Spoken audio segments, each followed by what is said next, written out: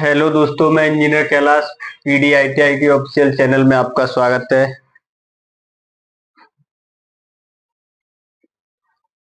आज बात करते हैं हम। सब्जेक्ट है इलेक्ट्रीशियन थ्योरी, जिसका चैप्टर है 12 single phase and three phase AC circuit. इसके बारे में जानेंगे। इससे पहले मैंने जो चैप्टर 11 था वो कंप्लीट हो गया था आपका। अब जो हमारा नेक्स्ट है वो है अपना single phase and three phase supply के बारे में जानेंगे, ये होता क्या है।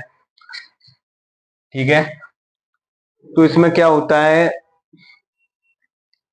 सिंगल फेस में तुम्हें पता होगा, सिंगल फेस जो सप्लाई होती है वो जनरली हम कहाँ यूज करते हैं, अपने घरों में। और हम किसी सिंगल फेस, जैसे कि हमारा पानी गर्म करने वाली रॉड हुई, वो सिंगल फेस की होती है, या कोई हमारी मोटर है सिंगल फेस की, या किसी कोई जैसे जो इलेक्ट्रिकल इक्विपमेंट आ रहे हैं सिंगल फेस में, वो सभी हमारे किसमें, सिंगल फेस में से। तो सिंगल फेस में क्या होता है, दो वायर होते हैं। ठीक है, एक वायर होगा हमारा, ये एक फेस है, एक ये फेस है। ये हमारा फेस होगा और ये हमारा न्यूट्रल होगा। ठीक है, फेस को हमेशा कलर कोड देते हैं, आर कोड। आर हमारा होता है रेड कोड। ठीक है, न्यूट्रल हमारा होता है एन से डिनोट करते हैं, जिसका जो कलर होता है वो होता है ब्लैक। ठीक है, तो सिंगल फेस में अगर बात करेंगे हम, सिंगल फेस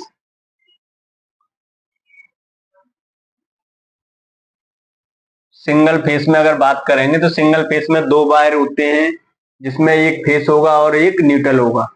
ठीक है, अगर हम थ्री फेस की बात करेंगे, सिंगल फेस को हम ऐसे भी लिख सकते हैं, सिंगल फेस। ठीक है, और तीसरा आता है जो थ्री फेस की बात करेंगे हम। थ्री फेस में थ्री फेस की बात करेंगे तो थ्री फेस में हमारा क्या होता है, ऐसे डिनोट करेंगे थ्री फेस को। थ्री फेस में तीन होंगे हमारे फेस और एक होगा न्यूट्रल। तो टोटल नंबर ऑफ वायर कितने हो गए, चार हो गए। सिंगल फेस में कितने होते हैं, दो वायर होते हैं, एक फेस और एक न्यूट्रल। फेस को हमेशा हम आर से डिनोट करते हैं, आर हमारा रेड कलर कोड रहता है, और ब्लैक जो होता है वो हमारा न्यूट्रल होता है। ठीक है, अब हम थ्री फेस में बात करेंगे तो थ्री फेस में तीन फेस होते हैं। जैसे एक फेस ये हो गया, एक फेस ये हो गया अपना, और एक फेस ये हो गया अपना। ठीक है, ये तीन फेस हो गए। तो इसे हम बोलेंगे phase phase one, phase two, phase three. ठीक है, तीन वायर हो गए। ठीक है, अब चौथा जो होगा वो हमारा होगा न्यूट्रल। न्यूट्रल हो गया। ठीक है, अब इसके कलर कोड से हम दर्शाएंगे तो कलर कोड हो गया आर, वाई और बी। और ये हम ये भी हमारा बी हो गया। ठीक है, आर, वाई, बी और बी कलर कोड की बात करेंगे तो आर होता है हमारा red, yellow, blue and black. And कौन सा रहता है, ब्लैक। ठीक है,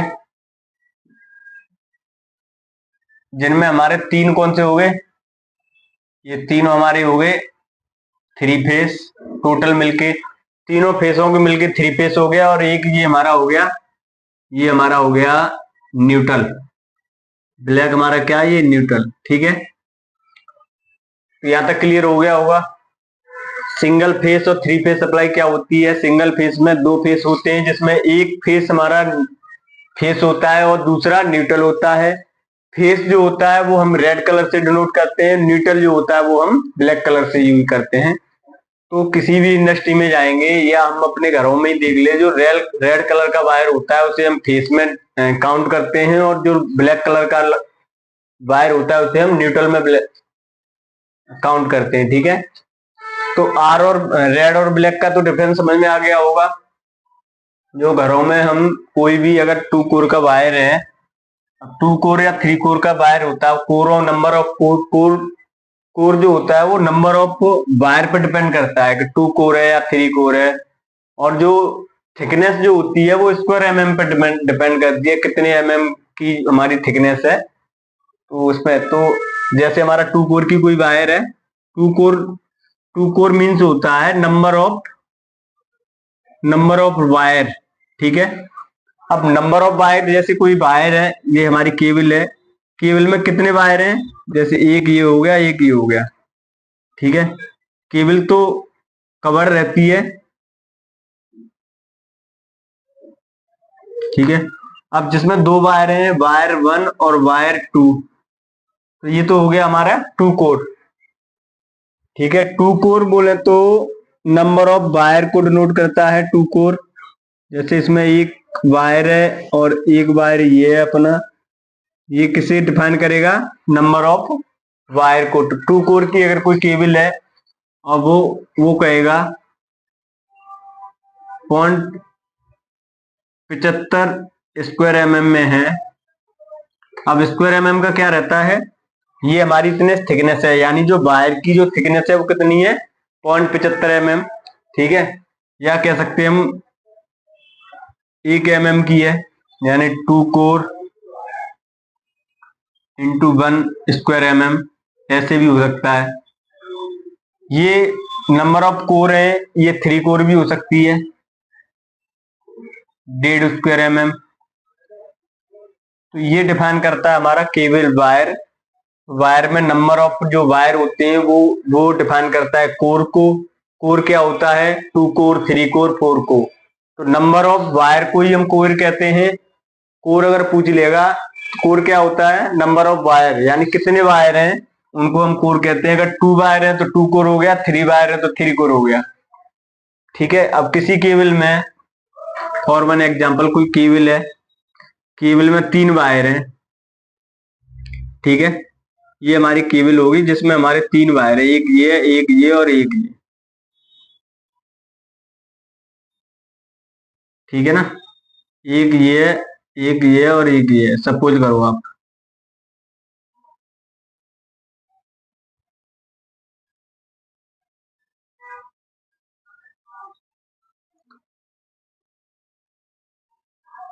ठीक है, अब 3 वायर है, एक ये और एक ये, कोई केबल में 3 वायर है। अब ये 3 वायर क्या करेंगे अपने,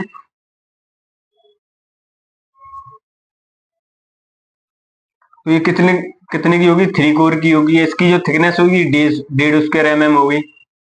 ठीक है, तो 3 कोर क्या हो जाएगा, इसमें एक तो रेड कलर होगा, एक ब्लैक कलर होगा और एक ग्रीन होगा, ऐसे बोल सकते हैं इसे। उसे हम न्यूट्रल, उसे हम कहते हैं अर्थ। ठीक है, और इसमें 2 ही होंगे, तो इसमें होगा आर और बी, रेड और ब्लैक। तो यहां तक तो क्लियर हो गया होगा सिंगल फेस और 3 फेस में क्या क्या होता है। सिंगल फेस में 2 वायर होते हैं जिसमें एक न्यूट्रल, एक रेड होता है, एक ब्लैक होता है। ठीक है, अब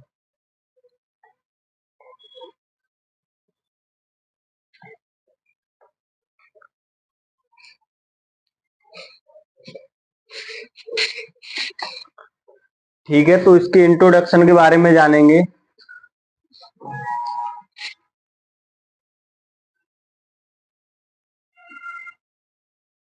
यानी सिंगल फेस और 3 फेस के इंट्रोडक्शन के बारे में जानेंगे।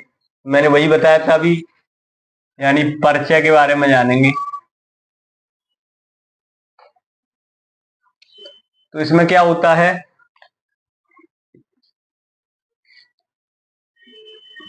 जब किसी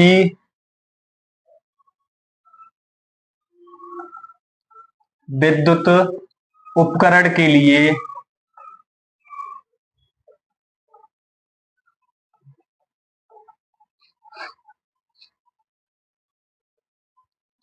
जब किसी विद्युत उपकरण के लिए प्लग को, अगर हमें कोई विद्युत अगर इक्विपमेंट चाहिए तो उसमें प्लग होगा, तो प्लग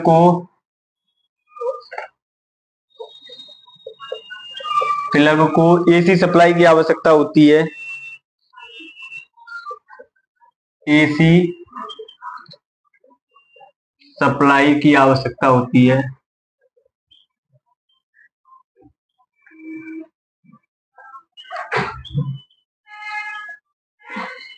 ठीक है, तो एसी सप्लाई की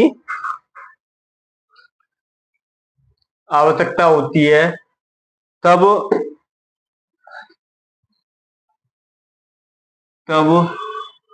इक्विपमेंट का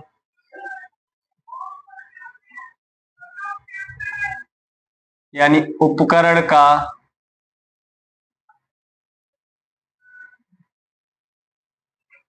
इक्विपमेंट यानी उपकरण, तब हम उपकरण का क्या करते हैं, एक फेज रहता है तथा एक न्यूट्रल रहता है। प्लग में एक फेज होगा, उपकरण का एक फेज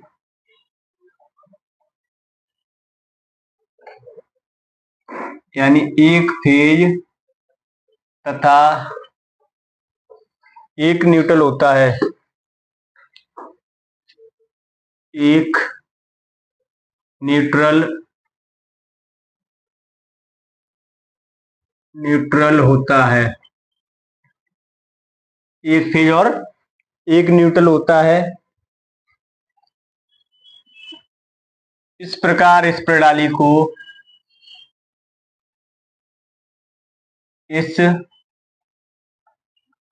प्रणाली यानी सिस्टम को सिंगल फेज सप्लाई कहा जाता है।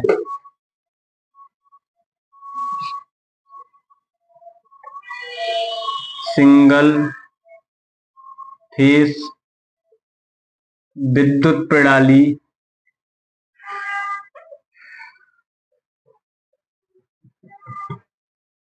अब मैंने बताया था अभी सिंगल फेज किसे कहा जाता है, जिसमें एक न्यूट्रल होगा और एक फेज होगा। तो वही चीज कह रहा है, कोई भी विद्युत उपकरण में हम जो एक फेज और एक न्यूट्रल यूज करेंगे उसे हम कहेंगे सिंगल फेज प्रणाली। तो सिंगल फेज सिस्टम क्या होता है, जिसमें एक न्यूट्रल होगा यानी एक फेज होगा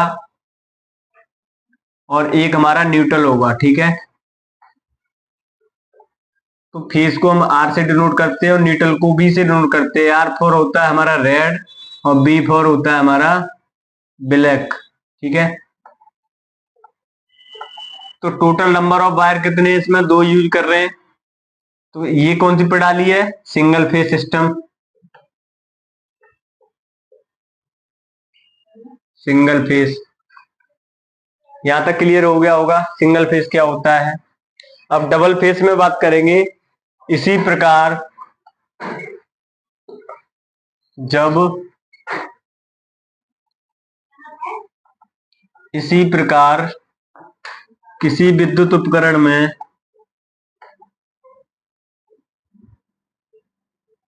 उपकरण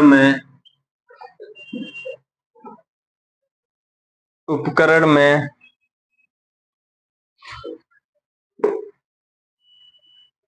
किसी मोटर चलाने हेतु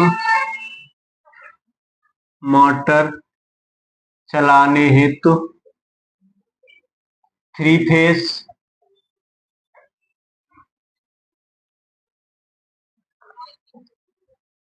फेज सप्लाई की आवश्यकता होती है।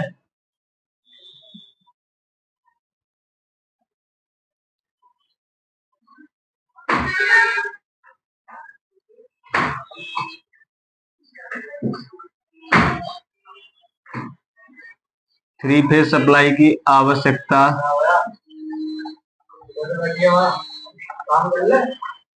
होती है,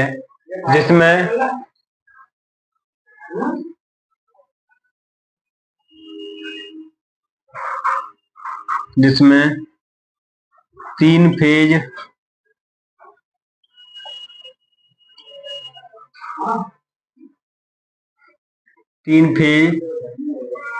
तथा एक neutral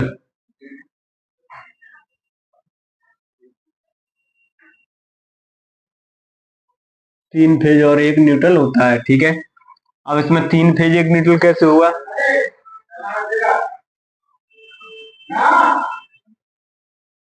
are Y B N. ठीक है, आर वाई बी और एन, तो 3 फेज हो गए R Y B, red Y red, yellow, blue and black.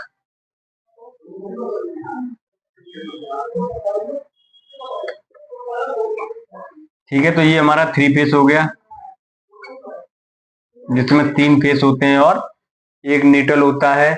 इसी प्रकार किसी मोटर को हम चलाने के लिए 3 फेस मोटर की आवश्यकता होती है या 3 फेस सप्लाई की आवश्यकता होती है। तो इस प्रकार के सिस्टम को हम 3 फेस सप्लाई कहते हैं। तो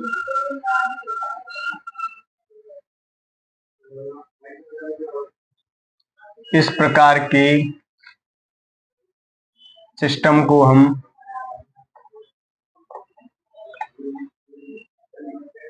सिस्टम 3 फेस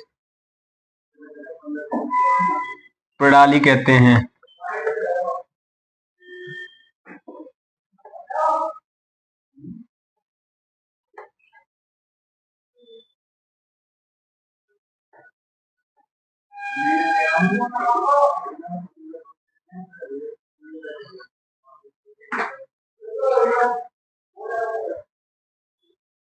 ठीक है, तो सिंगल फेस और 3 फेस हो गया। अब इसमें जानेंगे हम इसका हम यूज कहाँ कहाँ करते हैं, इसका प्रयोग करते हैं तो क्या क्या बेनिफिट मिलता है हमें। सिंगल फेस प्रणाली को यूज करने के लिए हमें जो बेनिफिट मिलता है, सिंगल फेस से हमें क्या क्या बेनिफिट होते हैं, तो उसके बारे में जानेंगे हम। तो ये होता है, या फिर हम कह सकते हैं एसी और डी, एसी का जो बेनिफिट है वो डीसी की अपेक्षा क्या है, या फिर कह सकते हैं हम AC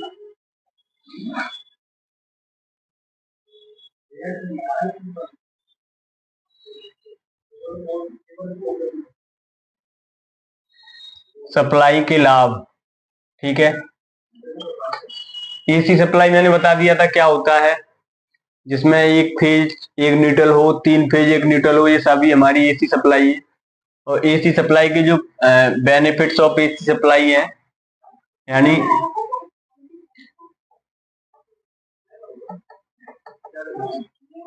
advantage of AC supply,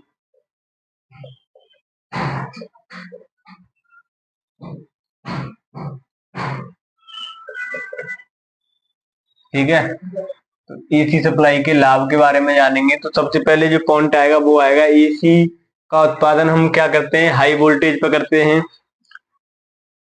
जो एसी सप्लाई का उत्पादन, पहला जो पॉइंट आएगा उसमें वो आएगा एसी सप्लाई का उत्पादन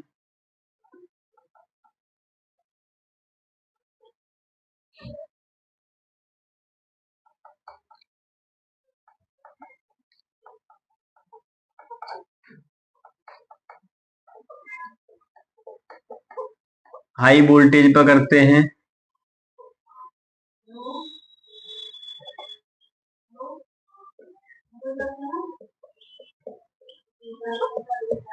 अब जो एसी सप्लाई होती है, अब जितने भी हमारे पावर प्लांट होते हैं, जैसे थर्मल पावर प्लांट हुआ या हाइड्रो पावर प्लांट हुआ या हमारे विंड पावर प्लांट हुआ, सोलर पावर प्लांट हुआ, जितने भी पावर प्लांट होते हैं, ये सभी पावर प्लांटों में जो बिजली बनाई जाती है वो हाई वोल्टेज पे बनाई जाती है।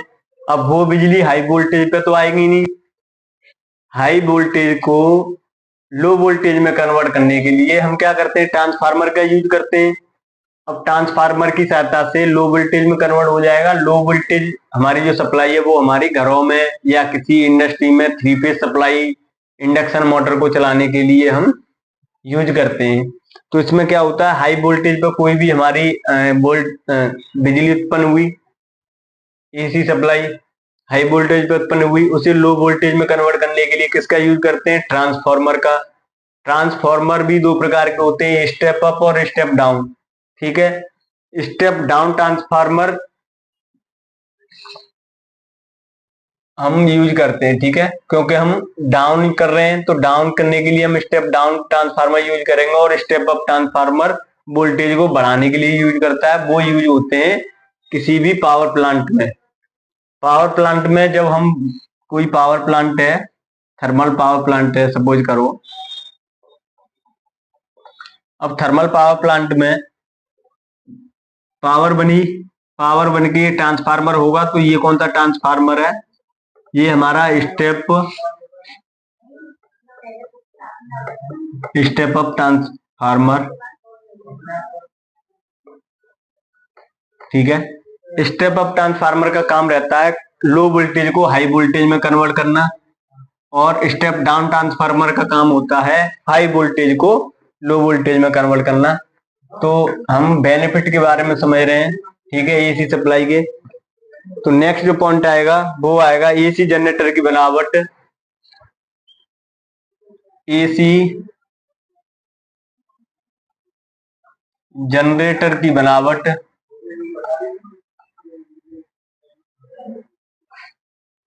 एसी जनरेटर की बनावट सरल होती है,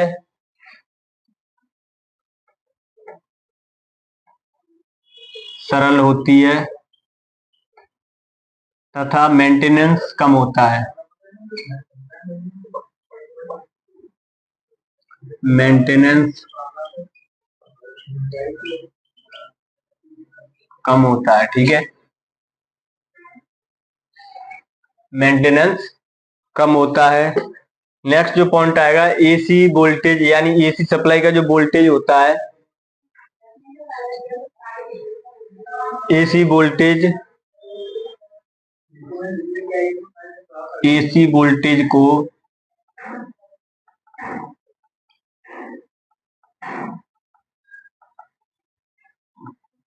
ट्रांसफार्मर की सहायता से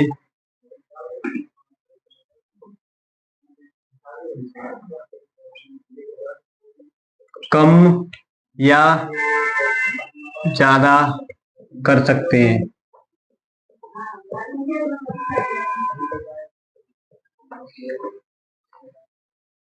कम या ज्यादा कर सकते हैं। ठीक है, यहां तक क्लियर हो गया होगा। मैंने अभी बताया ट्रांसफार्मर की सहायता से वोल्टेज को कम या ज्यादा कर सकते हैं। तीसरा जो पॉइंट आएगा, चौथा जो वो आएगा, हाई वोल्टेज पर, हाई वोल्टेज पर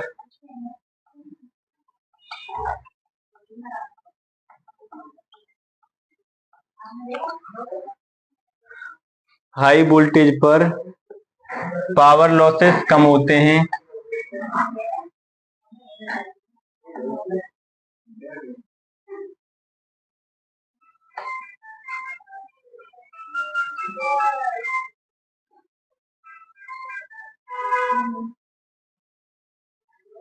पावर लॉस यानी शक्ति हानि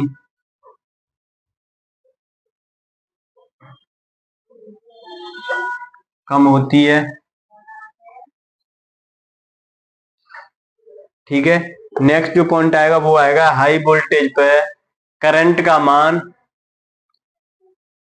कम होने से, हाई वोल्टेज पर अगर हाई वोल्टेज होंगे तो करंट का मान क्या होगा, कम होगा। तो हाई वोल्टेज पर करंट का मान,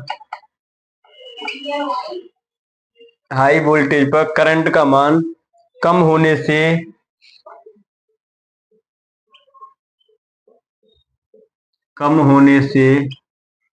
शक्ति हानि,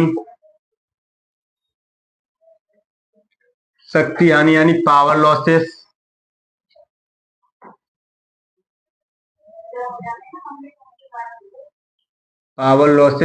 कम होती है।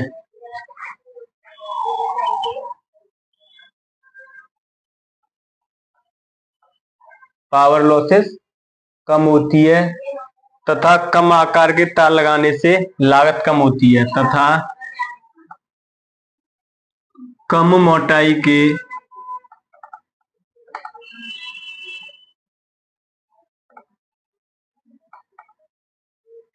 तार लगाने से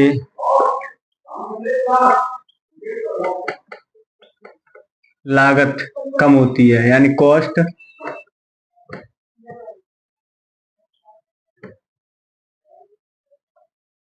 कॉस्ट कम होती है। ठीक है, यहां तक क्लियर हो गया। तो ये होता है हमारे एसी सप्लाई के बेनिफिट। अब एसी सप्लाई के बेनिफिट के बारे में हमने जान लिया। अब नेक्स्ट जो आएगा वो आएगा एसी सप्लाई होता क्या है।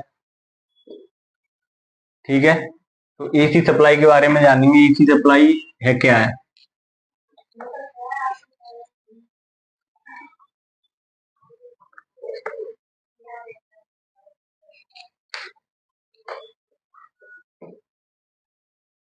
पहला जो पॉइंट आएगा वो आएगा प्रत्यावर्ती धारा। ठीक है, अब इसे हम बोल सकते हैं alternating current. Alternating alternating current. ठीक है,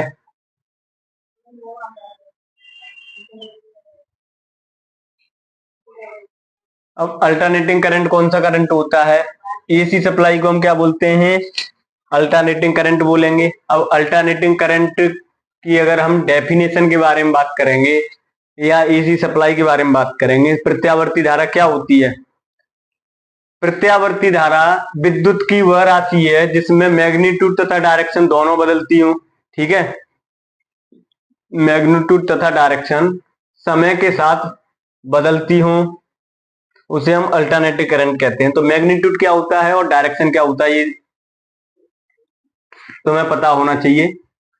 तो प्रत्यावर्ती धारा क्या होती है, विद्युत की वह राशि, विद्युत की वह राशि, विद्युत की विद्युत की वह राशि जिसका मान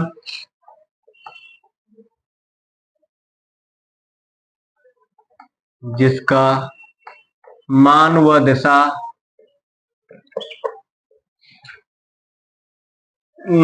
दिशा समय के साथ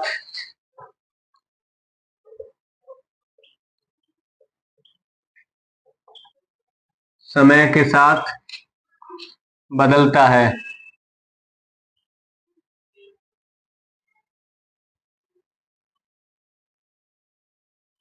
विद्युत की वह राशि जिसका मान व दिशा समय के साथ बदलता है, तो वो कौन सी है, उसे कहते हैं हम अल्टरनेटिंग करंट। तो उसे क्या कहते हैं हम, उसे अल्टरनेटिंग या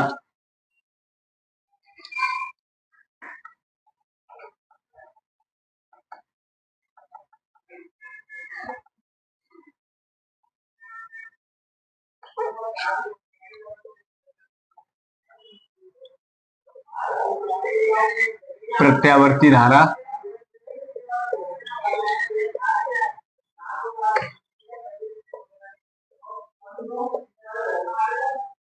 उसे हम क्या कहते हैं, प्रत्यावर्ती धारा कहते हैं। तो विद्युत की वह राशि जिसका मान व दिशा समय के साथ बदलता है, तो वो क्या है, एसी करंट कहलाती है। यानी जो हमारा डायग्राम है, डायग्राम के अनुसार समझेंगे। जैसे हमारा ये एक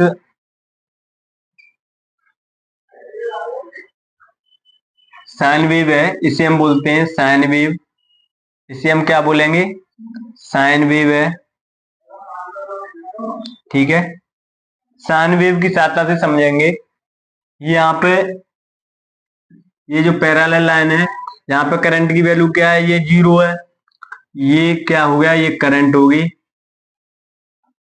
करंट को हम हिंदी में बात करते हैं, उसे बोलते हैं धारा। ठीक है, यहां तक क्लियर।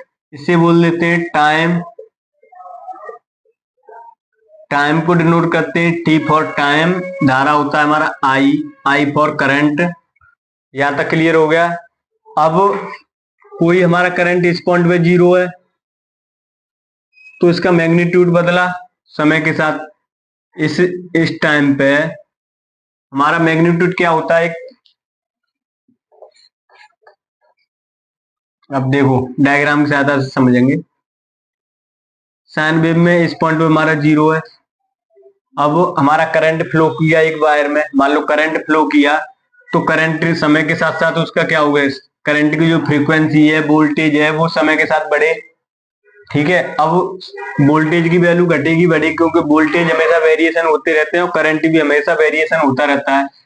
करंट वेरी करता है, वोल्टेज भी वेरी करता है, तो वोल्टेज यहाँ पे कुछ और होंगे, यहाँ कुछ और होंगे, यहाँ कुछ और होंगे। ठीक है, अब यहाँ पे हमारा लौट के यहाँ आ जाएगा, तो यहाँ पे करंट की वैल्यू भी जीरो हो जाएगी। ठीक है, तो ये होता है हमारा प्लस, ये होता है हमारा माइनस।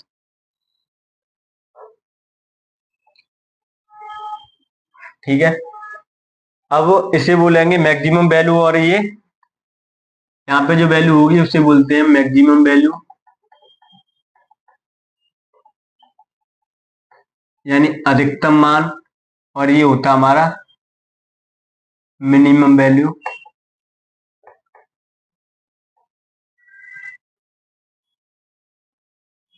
इसका बोलते हैं हम निम्नतम मान।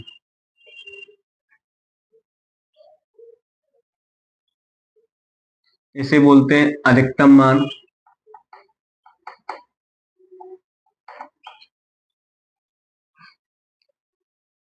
तो एसी सर्किट में क्या होता है, हमारी सप्लाई पहले गई, एसी सप्लाई में जो हमारा साइन वेव होता है वो क्या होता है, पॉजिटिव से नेगेटिव की ओर और नेगेटिव से पॉजिटिव की ओर। ठीक है, अब इसे आगे और बनाएंगे, ये ऐसे भी कर सकते हैं, पॉजिटिव से नेगेटिव की ओर, पॉजिटिव से नेगेटिव की ओर, ऐसे बनता है, तो plus minus plus minus plus minus.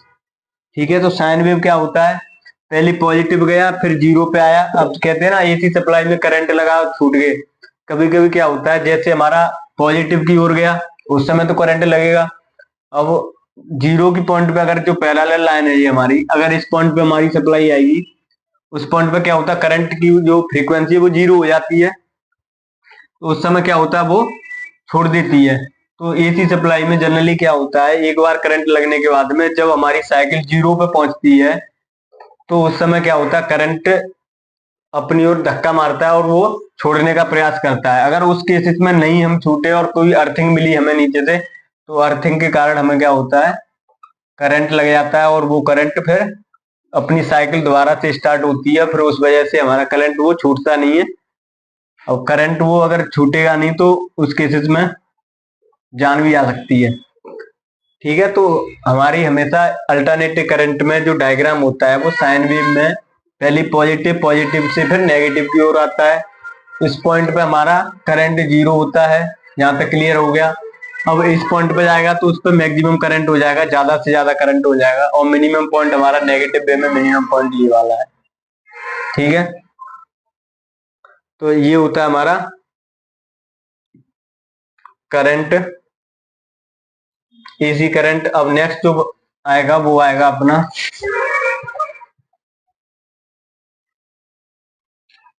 AC supply के बारे में क्लियर हो गया होगा।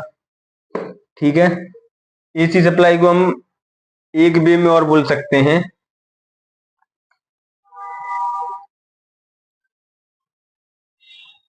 एसी सप्लाई की एक अगर हेडिंग, एक और डेफिनेशन की बात करेंगे, वो दूसरी क्या होगी, वो सेम ही है, मतलब वह धारा जिसकी दिशा व मान, वह धारा जिसका या जिसकी दिशा व मान, वह मान समय के साथ बदलता है, दिशा व मान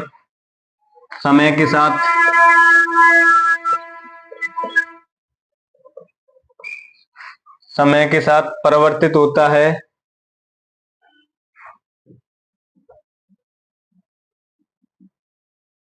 परिवर्तित होता है, उसे हम एसी करंट कहते हैं, उसे प्रत्यावर्ती धारा कहते हैं। तो एसी करंट के इसे भी बोलते हैं हम एसी करंट। ठीक है, इसे शॉर्ट फॉर्म में हम एसी से सप्लाई करते हैं, इसे शॉर्ट फॉर्म में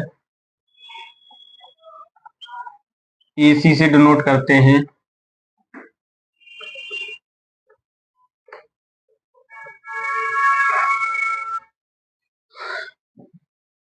तो ये हो गया हमारा AC सप्लाई। नेक्स्ट जो आएगा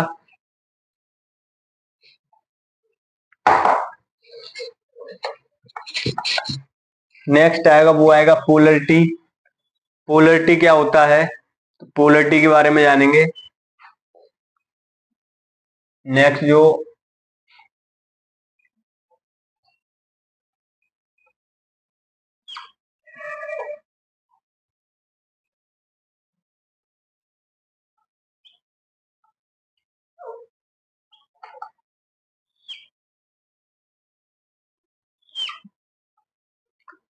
पोलरिटी को बोलते हैं हम हिंदी में ध्रुवता।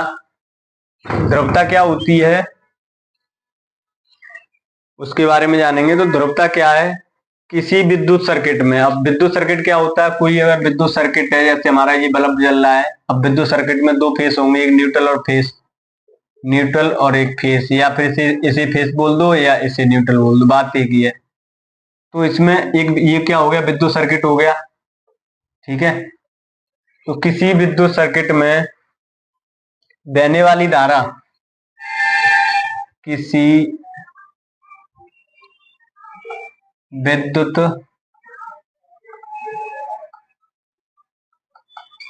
सर्किट में बहने वाली धारा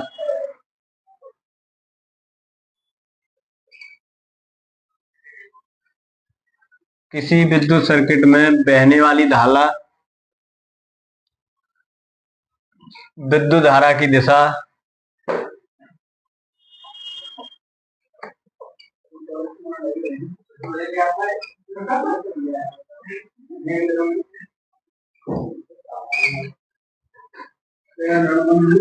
किसी विद्युत सर्किट में बहने वाली धारा, विद्युत धारा की दिशा को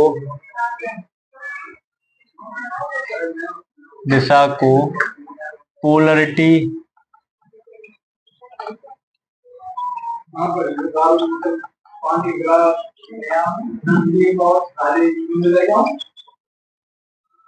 जिसे हम क्या कहते हैं, ध्रुवता कहते हैं, ठीक है। तो कोई भी विद्युत सर्किट है, उसमें अगर धारा बह रही है और किस डायरेक्शन में बह रही है, अब जैसे मैंने बताया था अभी, कोई भी हमारी ये सर्किट है, अब इसमें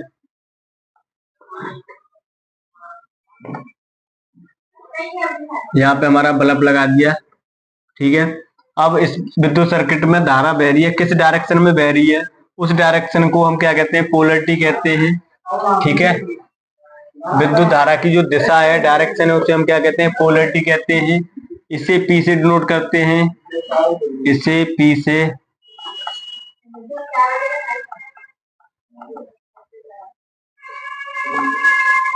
पोलरिटी को हम किससे डिनोट करते हैं, P से डिनोट करते हैं। तो यहां तक क्लियर हो गया होगा। नेक्स्ट जो आएगा वो आएगा अपना एम्पलीट्यूड। छोटी छोटी हेडिंग है, इनके बारे में थोड़ा नॉलेज हो जाएगा तो आपको आगे दिक्कत नहीं होगी, थ्री फेज और सिंगल फेज से जो स्टार डेल्टा कनेक्शन है उनको करने में, और एक इलेक्ट्रिकल पार्ट को समझने में बहुत आसान हो जाएगा। तो सबसे पहले अब आएगा हमारा, वो आएगा आयाम क्या होता है, तो आयाम के बारे में जानेंगे। आयाम, ठीक है। आयाम को बोलते हैं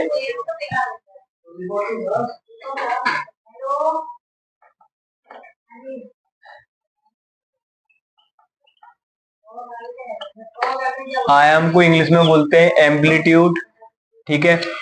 अब एम्पलीट्यूड क्या होता है, किसी विद्युत साइकिल के, ठीक है, या AC सर्किट में किसी विद्युत साइकिल के या विद्युत सर्किट में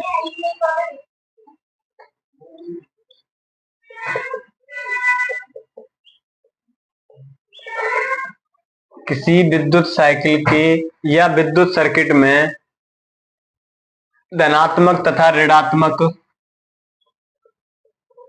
धनात्मक तथा ऋणात्मक,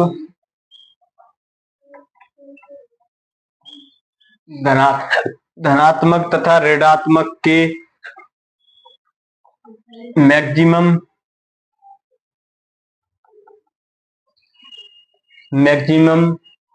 वैल्यू को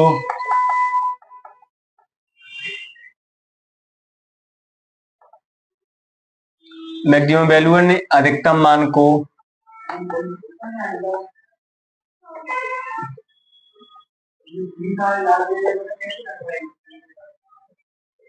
एम्पलीट्यूड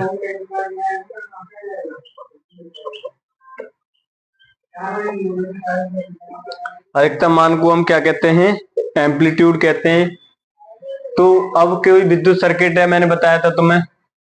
अब ये हमारा साइन वेव हो गया, साइन वेव, ठीक है। अब साइन वेव में ये टी फॉर टाइम को प्रदर्शित करता है,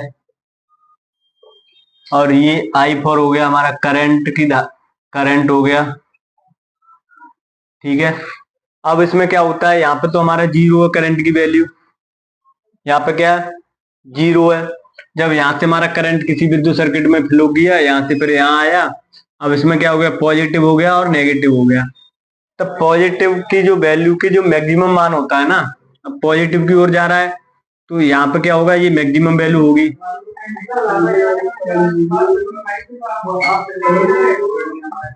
मैक्सिमम वैल्यू यानी अधिकतम मान,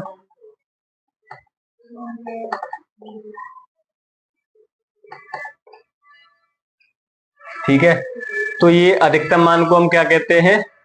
एम्पलीट्यूड कहते हैं। तो आयाम क्या होता है? किसी विद्युत सर्किट में या किसी विद्युत साइकिल में बहने वाली धारा की अधिकतम मान को हम क्या कहते हैं? आयाम कहते हैं, या कह सकते हैं किसी विद्युत सर्किट में धनात्मक तथा ऋणात्मक के मैक्सिमम वैल्यू को, ठीक है। अब ऋणात्मक में भी मैक्सिमम वैल्यू कहाँ होगी? यहाँ होगी, ठीक है।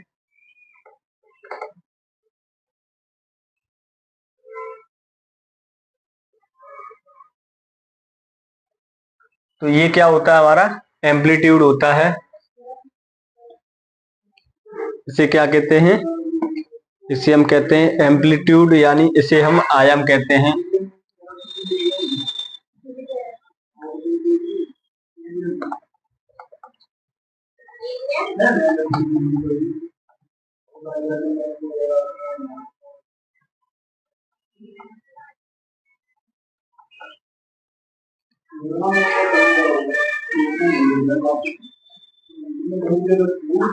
ठीक है,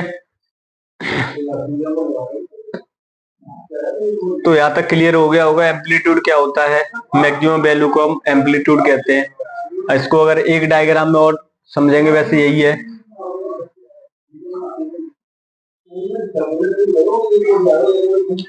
ठीक है, अब जो आयाम होता है वो ध्रुवता व मैग्नीट्यूड तीनों मान व दिशा बदलती है।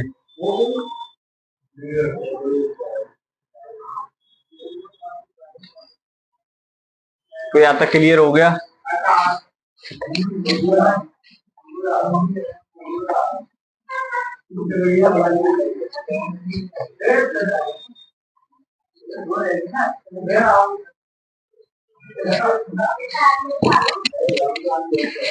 अब हम फ्रीक्वेंसी की बात करें, फ्रीक्वेंसी कितनी होती है, फ्रीक्वेंसी के बारे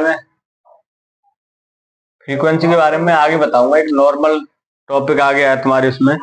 तो फ्रीक्वेंसी क्या होता है? हमारे भारत, यूरोप और एशिया में 50 होती है फ्रीक्वेंसी। इंडिया, यूरोप, ठीक है, और हमारे एशिया में कितनी होती है? 50 हर्ट्ज होती है फ्रीक्वेंसी की। ये फ्रीक्वेंसी के बारे में बताएंगे। और जो हमारी कनाडा होती है, कनाडा, अमेरिका, यूएसए, कनाडा में कितनी होती है? ये 60 फ्रीक्वेंसी होती है, 60 हर्ट्ज। ये बहुत ध्यान रखने वाली बात है, ठीक है। तो अब हम जानेंगे चक्र के बारे में। चक्र क्या होता है? नेक्स्ट जो टॉपिक आएगा वो आएगा चक्र।